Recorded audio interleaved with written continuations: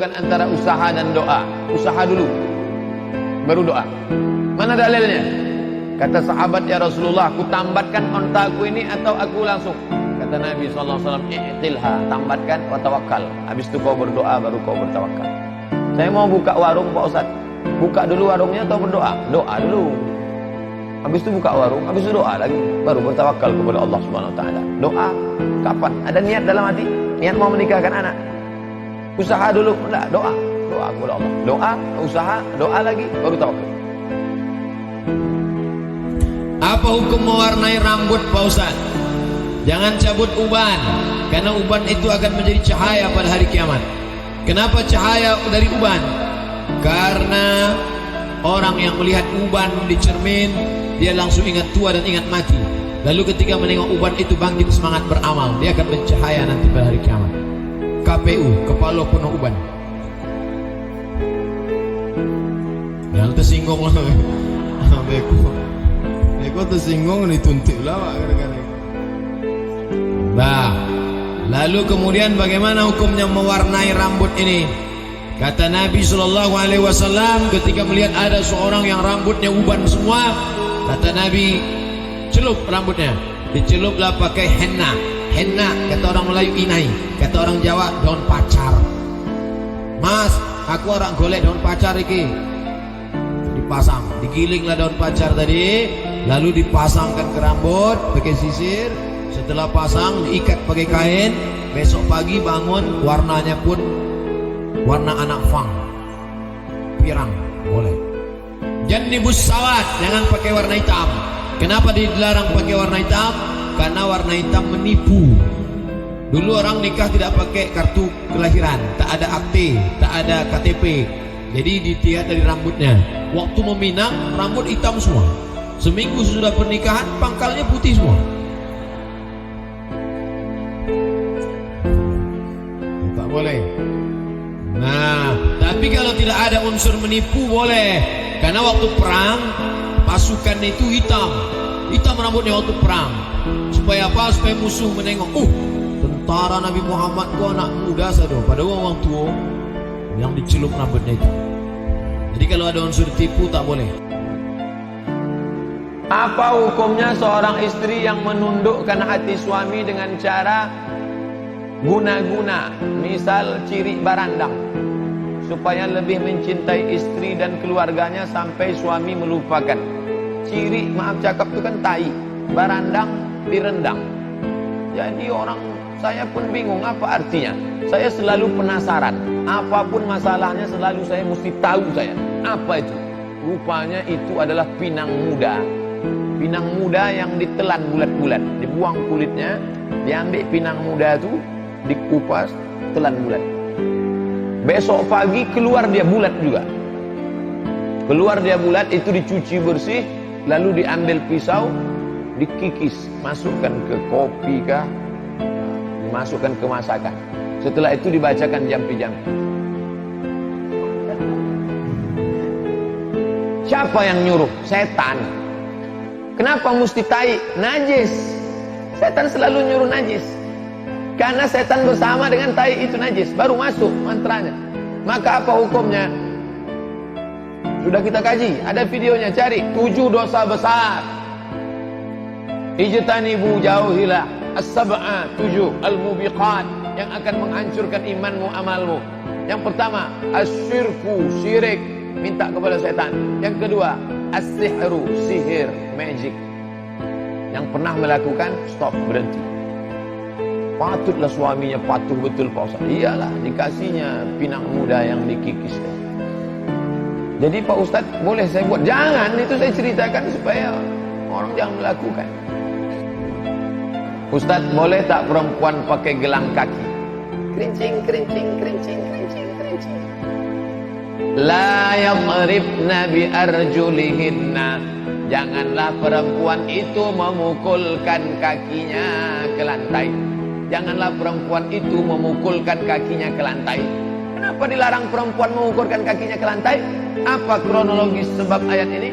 Zaman dulu orang jahiliyah dipakainya gelang kaki, habis itu dia pun jalan kerincing, kerincing, kerincing, kerincing. Kalau sempat dia lewat di sini, mengangolah semua bapak-bapak menengok. tinggal ustaz ceramah. Itulah tak boleh.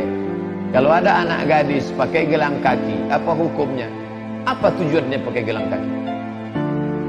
Tujuannya gelang kaki supaya suaminya tahu bahwa istrinya ini hemat Pak Ustaz. Baik. Tapi kebanyakan orang sekarang pakai gelang kaki bukan untuk suaminya, untuk laki orang.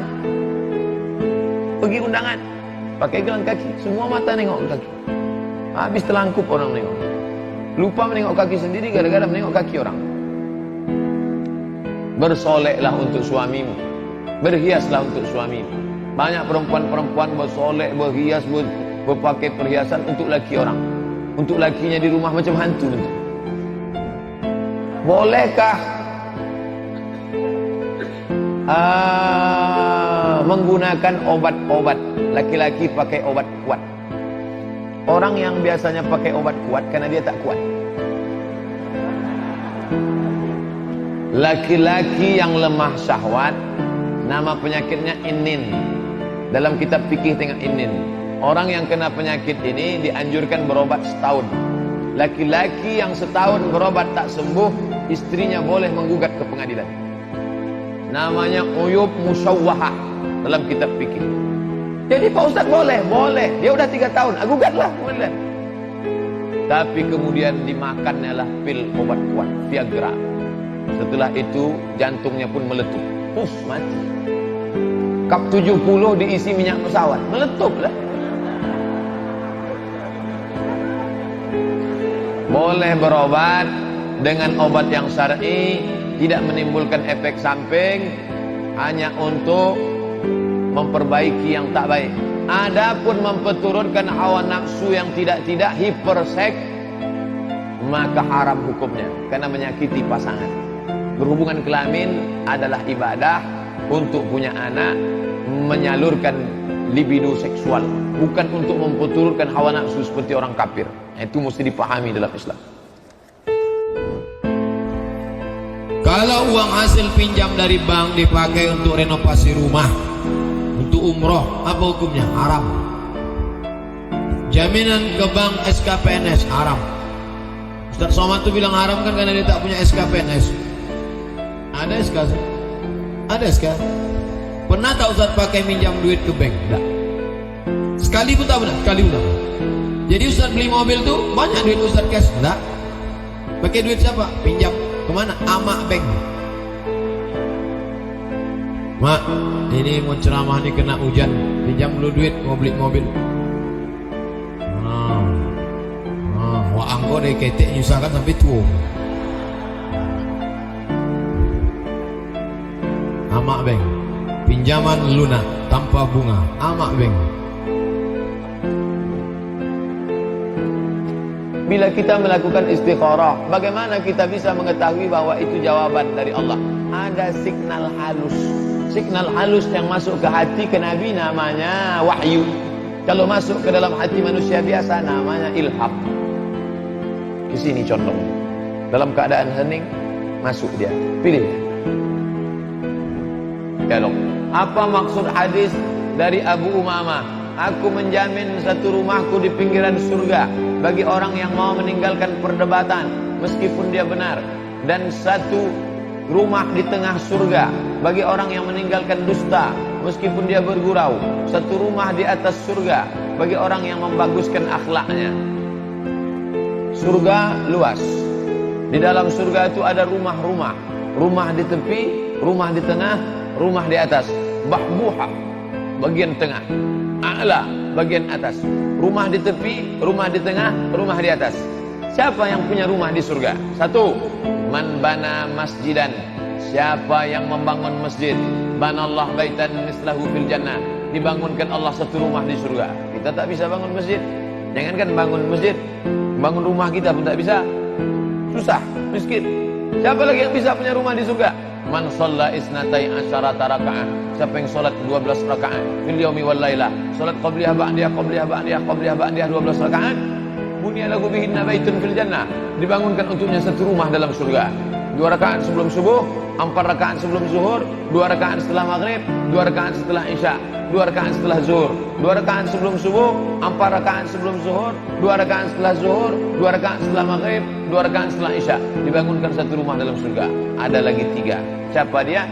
Man tarakal, siapa yang meninggalkan mira jidal. Siapa yang meninggalkan jidal, berdebat, tak mau dia berdebat, maka dibangunkan Allah dia satu surga, satu rumah di dalam surga.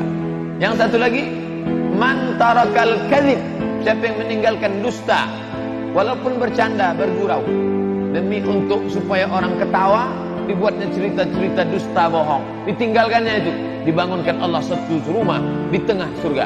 Yang ketiga, siapa yang itu? Kata Nabi SAW, man ahsana khuluqahu, siapa yang memperbaiki adabnya, akhlaknya.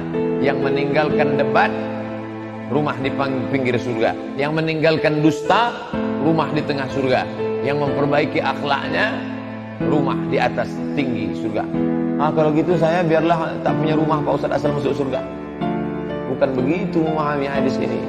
Kita selalu disuruh wa fi dzalika falyatanafasil mutanafisun, hendaklah kalian bersaingan dalam merebut. Kalau gitu kita tak boleh debat Pak Ustaz, debat antara benar dan paling benar, tinggalkan debat. Tapi untuk orang-orang yang sombong, yang angkuh, mesti kita debat, karena Quran menyuruh debat.